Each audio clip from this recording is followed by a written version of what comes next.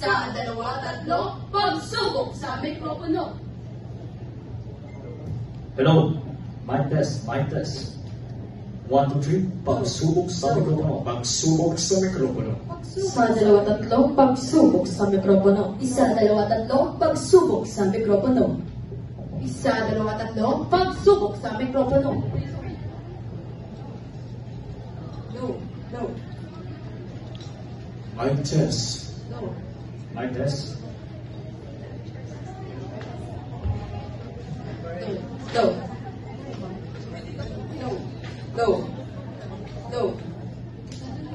Isa, dalawa. Sa dalawa.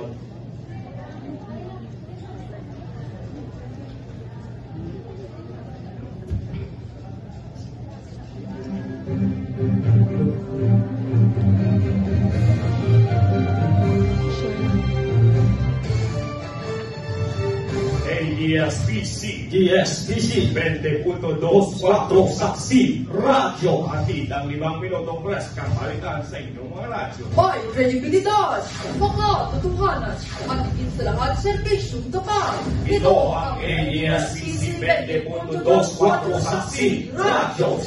Magandang araw, Pilipinas! Magandang araw, Luzon ng Kapulong. Ako si Rex Martin. At ako naman si Tina Yabon. At kami ang iyong tagadi ng mga bago at naglalagab ng mga balita. Oras natin ngayon ay alas 4:10 ng hapon. Narito na ang malipagagang balita. Daan patungong RSPC at NSPC 2024. Sinimula na. Golden Quill Awards idadaos na. Kabuti na kakabuti sa kalusugan. Efren Bata Reyes bibigyan ng parangal.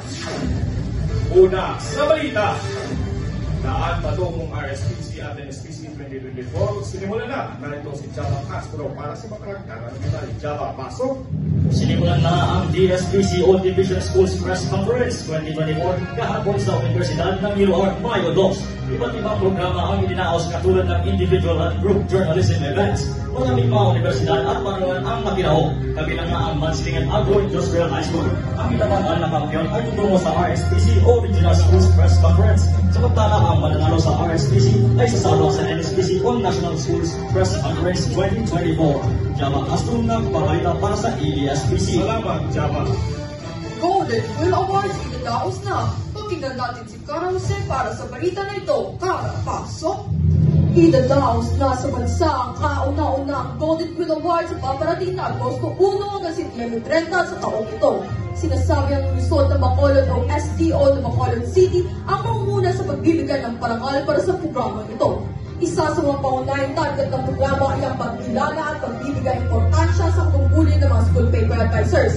Ang tema ng naturang programa ay gabay ng mga guro at paaralan sa mga batang mamamahayang patungo sa modernong daan. Cara Jose, nagbabalita para sa ABS-PC. Salamat, Cara! Manatiling nakatutok para sa mahang mga balita, magbabalik ng saksi, radyo, pagkatapos ng kitang pangalan. Ay nako, ang init na talaga ng panahon ngayon. Oo nga, siya nga pala. Alam niyo ba ang chismis? Hindi ano ba yan, Mars? Grabe, Mars, may heat stroke kahapon. Totoo ba? Sa init ba naman ng panahon, hindi na bago yan. Kaya nga, kinakailangan natin mag-ingat. Ano ba ang mga sintomas nito, Cara?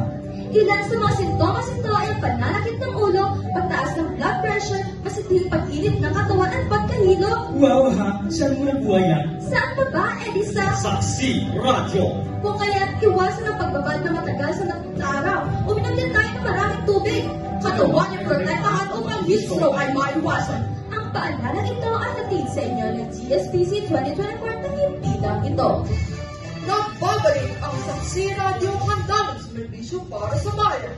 Kabuti na makabuti sa kalusugan, Lexa Madden, ibahagi mo ang mga detalye. Lexa, pasok! Tinagurian sa Griego na ang kabutihan na bibigay lakas sa kanilang mga matrigma, habang sa Romano, full of the gods sa kanilang pananaw dito, at Elixir of Life naman sa China.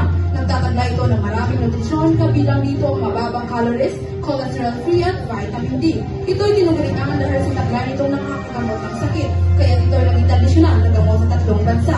Lexa Madrid nagbabalita para sa ABS-PC. Salamat, Lexa! Efren Bata ay bigyan ng parangal. Narito si Marga Williams para sa Balitang Sports. Marga, pasok. Narito ang ilang kaganapan sa sports world. Bibigyang parangal si Efren Bata Reyes bilang the greatest ball player of all time. Ang World 9 Ball Tour ay magdaraos sa Reyes Cup sa Pilipinas sa paparating na Oktubre 17 hanggang 20 ngayong taon. Ito ay batay sa Mosconi Cups na kinalawakan ng Europa at Estados Unidos. Samantala, ang Reyes Cup ay para lamang sa magagaling na manlalaro ng Asia laban sa mga manlalaro ng Europa.